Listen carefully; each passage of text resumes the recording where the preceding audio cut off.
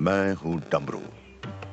जब ब्रह्मांड में सिर्फ निराकार शिव थे और कुछ भी नहीं था, तब भी मैं था उस ध्वनि स्वरूप में जिसे आप ओम के नाम से जानते हैं। मैंने देखा है शिव के विघटन से शक्ति को उत्पन्न होते हुए।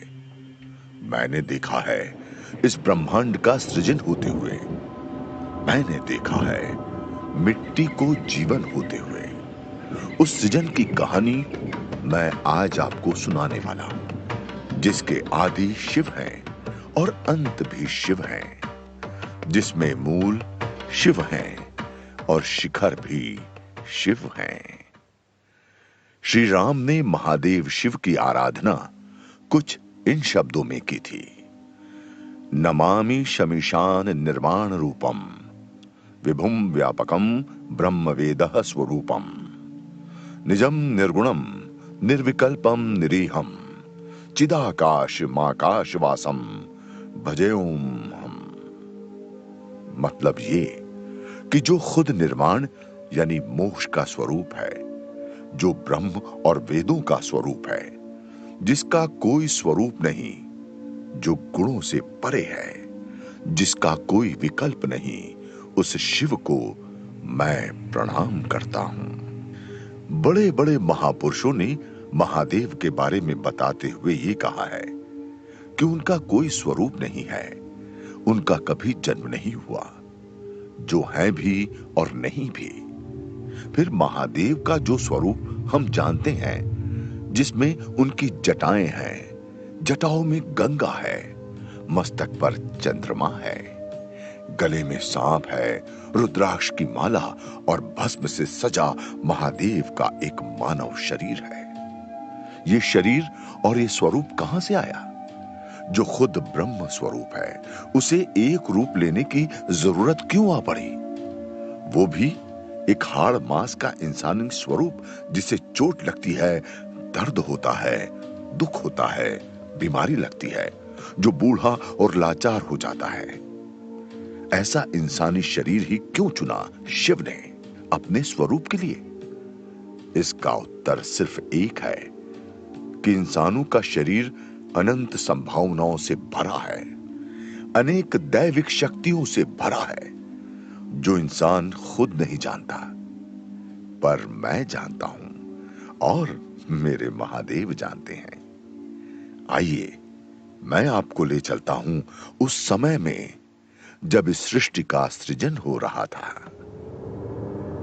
अत्यंत शांति है, सब शून्य है, सब शिव है, और मैं हूं ओम की ध्वनि। तभी अचानक उस शून्य से ऊर्जा का एक स्रोत निकलकर चारों तरफ किसी फव्वारे की तरफ फैलने लगा, और उस फव्वारे से चारों तरफ रंगों में डूबा हुआ अद्भुत नजारा है।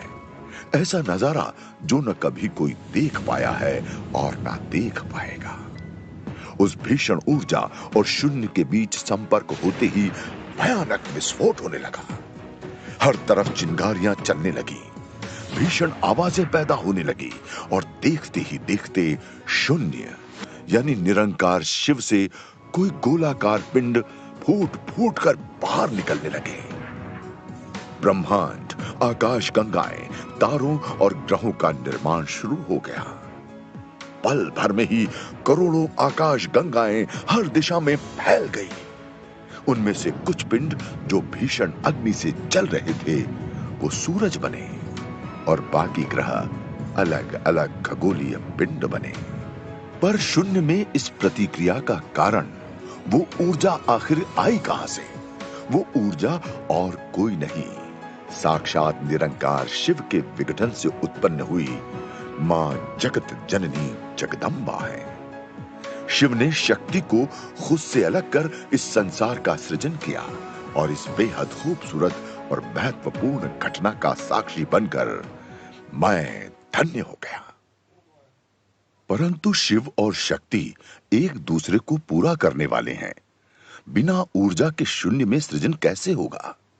शिव और शक्ति का दोबारा मिलन कैसे होगा? क्या सृष्टि के सृजन के कारण शिव शक्ति हमेशा के लिए जुदा हो जाएंगे? इन सवालों से मेरा मन व्याकुल हो रहा है। तभी ब्रह्मांड में एक सुखद अनुभूति फैलती है। खुशबुओं का एक तूफान सा आता है। ऐसा लगता है कि सुगंधित फूलों के एक खूबसूरत बागीचे में हजारों तितलियां उड़ रही हैं। कुछ बेहद शुभ होने वाला है। कोई अनोखी उत्पत्ति होने वाली है जो इस संसार को सुखी और संपूर्ण बना देगी। देखते ही देखते कल कल करती ध्वनि पूरे ब्रह्मांड में फैल जाती है। ये ध्वनि क्षीर सागर की है। दूध का बना ये सागर संसार की सबसे बेहतरीन संरचनाओं में से है और इस सृजन में एक बेहद महत्वपूर्ण भूमिका निभाने जा रहा है, क्योंकि ये क्षीर सागर घर बनने वाला है महादेव के सबसे प्रिय भगवान विष्णु का। इस जग के पालनहार भगवान विष्णु उस क्षीर सागर में शेष नाग पर लेटे हुए प्रकट होते हैं और मानो इस ब्रह्मांड में रंग भर जाता है। कानों में कुंडल, चतुर्भुज स्वरूप, शंख चक्र गदा पद्म से सुशोभित शेष नाग पर लेटे भगवान विष्णु की वो मनमोहक मुस्कुराहट संसार में मिलने वाली खुशियों का स्रोत बनने वाली है। पीले वस्त्रों से सुशोभित भगवान विष्णु का वो रूप करोड़ों सूरज की रोशनी का स्रोत प्रतीत हो रहा है, परंतु भगवान विष्णु की बड़ी बड़ी आंखें योग निद्रा में बंद है और होठों पर मुस्कुराहट किसी अबोध बच्चे की नींद वाली मुस्कुराहट सी प्रतीत हो रही है। इस विहंगम दृश्य को देखते हुए हजारों साल बीत गए और समय का पता ही नहीं चला। तभी एक दिन पालनकर्ता भगवान विष्णु के नाभि से कमल का एक बेहद खूबसूरत फूल निकला, जिसके तने भगवान की नाभि से जुड़े हैं। देखते ही देखते कमल के फूल ने एक विशाल रूप धारण कर लिया और उसी फूल के ऊपर जगत पिता ब्रह्मा जी प्रकट हुए। ब्रह्मा जी की चेतना जागृत होते ही उन्हें जैसे अपने कर्तव्य की याद आई और उन्होंने इस संसार की उत्पत्ति का कार्य शुरू कर दिया। उन्होंने खगोलीय पिंडों को प्रकृति दी, रोशनी दी, वर्तमान दिया और ऐसे सूरज धरती का निर्माण हुआ। मातृत्व से भरी धरती ब्रह्मा जी की सबसे खूबसूरत रचनाओं में से थी और ब्रह्मा जी को बेहद प्रिय थी। धरती में जीवन पैदा करने की एक अद्भुत क्षमता थी, इसलिए ब्रह्मा जी ने धरती पर जीवन का बीज डाला और देखते ही देखते मां धरा तरह तरह के पेड़ पौधे से सुसज्जित एक हरी चादर से ढक गई और जीवन का सृजन शुरू हो गया। यही धरती ब्रह्मा जी की सबसे महान कृति कालांतर में मानवों का घर बनी। मानवों के सृजन के साथ ही ब्रह्मा जी का कार्य समाप्त हुआ। इस विहंगम सृष्टि को देख पाना दो नेत्रों से संभव नहीं है, इसलिए ब्रह्मा जी ने अपने लिए 5 सर बनाए, जिससे वो अपने सृजन पर हर दिशा से नजर रख सकें। ब्रह्मा जी जितना अपनी सृष्टि को देखते उतना गर्व होने लगा उन्हें और धीरे धीरे ये गर्व अहंकार में बदल गया। इस संसार में प्रथम होने के अहंकार में वो ये नहीं समझ पाए कि वो जिस कमल पर बैठे हैं वो भगवान विष्णु के नाभि से निकला है और भगवान विष्णु उनसे पहले इस संसार में विद्यमान है।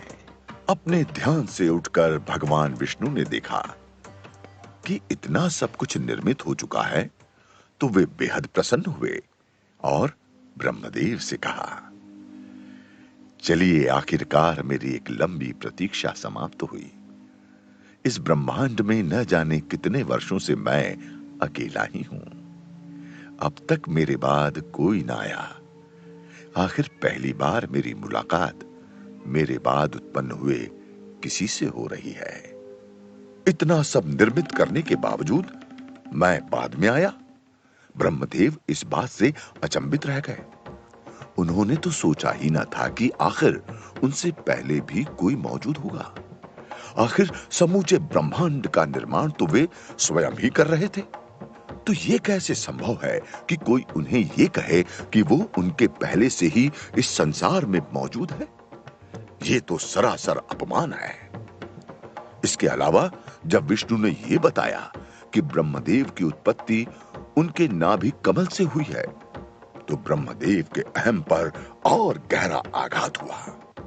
अब एक युद्ध शुरू हुआ जिसमें अहम की संतुष्टि ही विजय की पताका है।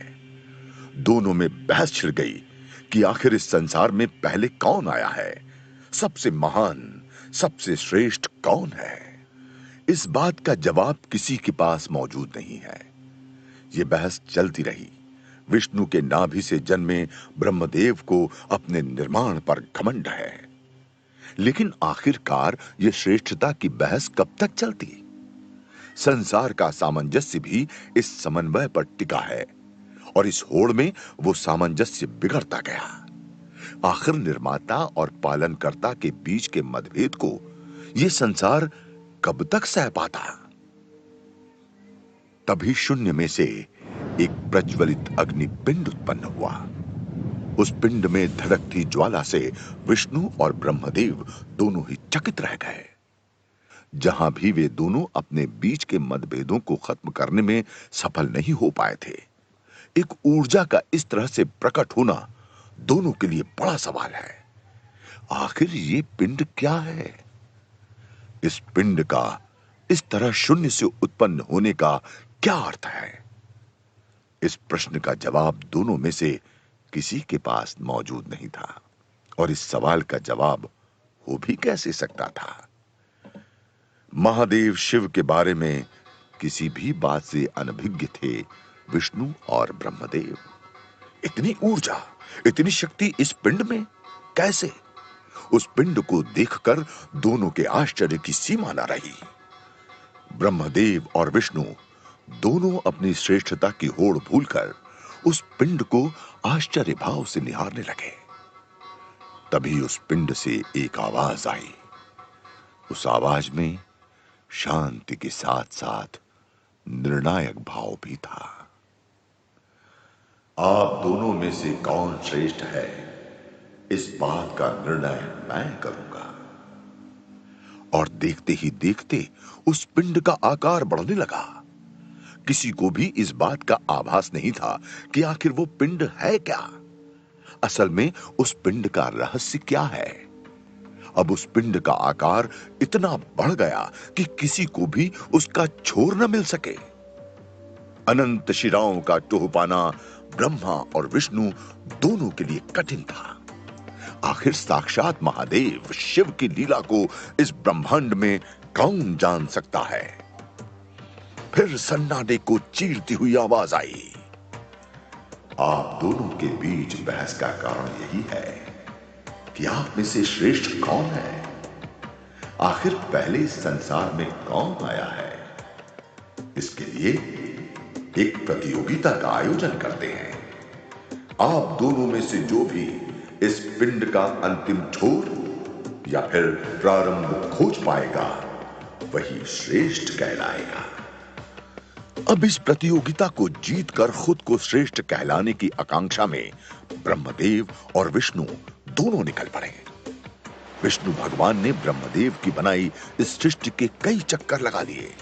पेड़ पौधे, जीव जंतु, नदी तालाब, इतनी सुंदर रचनाएं ब्रह्मदेव ने बनाई थी कि कोई भी उस पर मोहित हो सकता था। लेकिन फिर विष्णु भगवान उस पिंड का प्रारंभ खोजने के लिए चलते रहे। कहीं कोई सुंदर पंछी कलरव करती सी दिखाई दे रही थी, तो कहीं पर शिकार करने की टोह में बैठी कोई शेरनी, कहीं हिरणियों का झुंड अपने गंतव्य की ओर तेजी से दौड़ रहा था, तो कहीं पर किसी सुंदर रस भरे फूल पर कोई मधुमक्खी शहद इकट्ठा कर रही थी। ये सारा दृश्य बेहद सुंदर और मनमोहक था। लेकिन भगवान विष्णु का लक्ष्य तो कुछ और ही था। ब्रह्मांड की परिक्रमा करते करते जब भगवान विष्णु थक गए, तो उन्होंने उस पिंड को छुआ और उस पिंड के स्पर्श मात्र से ही एक करिश्मा हुआ। भगवान विष्णु एक गहरी शांति से भर गए, जैसे कि उनके अंदर एक अथाह ज्ञान का प्रवाह हो गया हो। ऐसा ज्ञान जो मन को आनंदित कर देता है, ऐसा ज्ञान जो मस्तिष्क को शांत कर देता है। इस ज्ञान के प्रवाह से ही भगवान विष्णु को आभास हुआ कि असल में इस प्रज्वलित पिंड का कोई और छोर संभव ही नहीं है। यही ब्रह्म है, यही ज्ञान है। संसार का समस्त ज्ञान असल में इसी पिंड में समाहित है। दूसरी ओर ब्रह्मा जी अपनी ही बनाई धरती में इस पिंड का प्रारंभ खोज रहे थे, लेकिन उनके हाथ भी कुछ न लगा। अब ब्रह्मदेव भयग्रस्त हो गए। ब्रह्मदेव को यह भय सताने लगा कि इस पिंड का प्रारंभ न खोज पाने की दशा में तो उनकी श्रेष्ठता पर आघात लगेगा, उनकी श्रेष्ठता कम हो जाएगी। इस चिंता में ब्रह्मदेव डूबे ही हुए थे कि उनके प्रिय फूल यानी कि केतकी के फूल ने एक सुझाव दिया। केतकी के फूल ने कहा, ब्रह्मदेव, आप इस सृष्टि के रचयिता हैं, पालन करता हैं, आप इस जगत में सर्वश्रेष्ठ हैं, और जो इस सृष्टि का रचयिता है उसे यहां मौजूद किसी भी वस्तु का प्रारंभ कैसे पता ना होगा। आप कह दें कि आपको इस पिंड का प्रारंभ मिल गया है। ब्रह्मदेव को केतकी के फूल की बात अच्छी लगी और ब्रह्मदेव वहां पहुंच गए जहां पर पहले से ही उस पिंड के साथ भगवान विष्णु मौजूद थे। ब्रह्मदेव की मुस्कान को देखकर विष्णु ने ब्रह्मदेव से कहा, मुझे तो ये पिंड अनंत लगता है। ये पिंड एक अनंत ज्ञान के स्रोत की तरह है, लेकिन ये संभव है कि ब्रह्मदेव को इसका अंत मिल गया हो। ये सुनकर ब्रह्मदेव ने जवाब दिया, हां बिल्कुल, आपकी बात सत्य है। मैंने इस पिंड का अंत ढूंढ लिया है।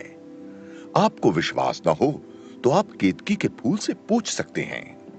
केतकी के फूल ने भी ब्रह्मदेव की बात में हामी भरी, लेकिन उस पिंड यानी कि महादेव को उस झूठ का पता तुरंत ही चल गया।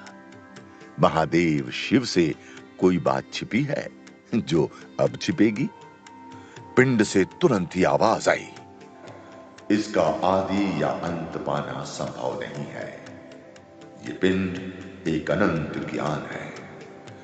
ये एक अनंत ज्ञान का स्रोत है, और इस अनंत ज्ञान के स्रोत का आदि या अंत पा लेना तो असंभव है। तो ये कहना कि मैंने आदि और अंत पा लिया है, झूठ है। इस घटना के बाद वहां पर कुछ अद्भुत होना शुरू हुआ। वो पिंड जो अब तक एक प्रज्वलित पिंड सा था, जिसमें से एक ऐसी रोशनी निकल रही थी जो ब्रह्मदेव और विष्णु दोनों को अचंभित कर रही थी। दोनों इस बात से चकित थे कि आखिर वहां पर हो क्या रहा है। आखिर ये कौन सी घटना है जिससे वे दोनों अनभिज्ञ हैं।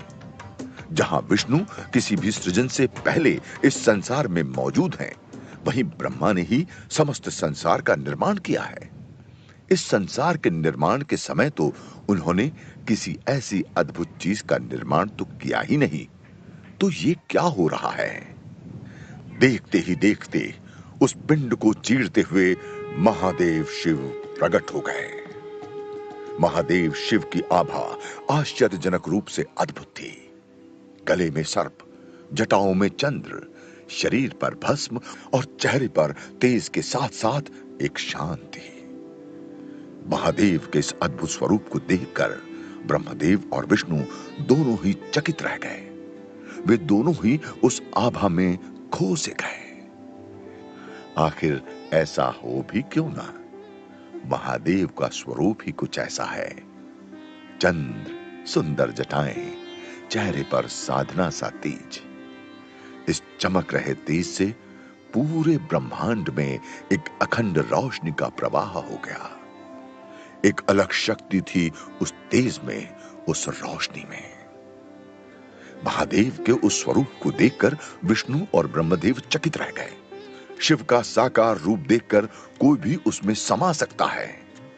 श्रेष्ठता का युद्ध समाप्त होकर कब आश्चर्य में बदल गया, ये किसी को पता ही नहीं चला। ब्रह्मा का अहंकार महादेव शिव ने बस एक क्षण में ही समाप्त कर दिया। प्रकट होते ही महादेव शिव ने ब्रह्मदेव की तरफ देखा और कहा, ब्रह्मदेव, आपके अहं का पोषण कर केतकी के फूल ने आपको झूठ की ओर प्रेरित किया है, इसलिए आज से मेरी पूजा में केतकी के पुष्प का इस्तेमाल वर्जित होगा। महादेव शिव ने आगे कहना जारी रखा, लेकिन ब्रह्मदेव, आप भी अहं के कारण श्रेष्ठता के लोभ में पड़ गए और इसी कारण से आज से आपकी पूजा भी नहीं की जाएगी। ब्रह्मदेव ने अपनी गलती को स्वीकारा और कहा, महादेव, आपने मेरे अहं का नाश किया है। न जाने श्रेष्ठता की होड़ में मैं कब झूठ के चंगुल में फंस गया। आपने मुझे नया मार्ग दिया, इस कारण से मैं आपका आभारी हूं। इसके बाद महादेव शिव ने भगवान विष्णु की ओर देखते हुए कहा, आपने सत्य को पा लिया, इस कारण से आपके सभी स्वरूपों की पूजा की जाएगी। आप अपने सभी रूप में पूजनीय होंगे। आज भी ब्रह्मदेव की पूजा निषेध है और बेहद सीमित जगहों पर ब्रह्मदेव की पूजा की जाती है।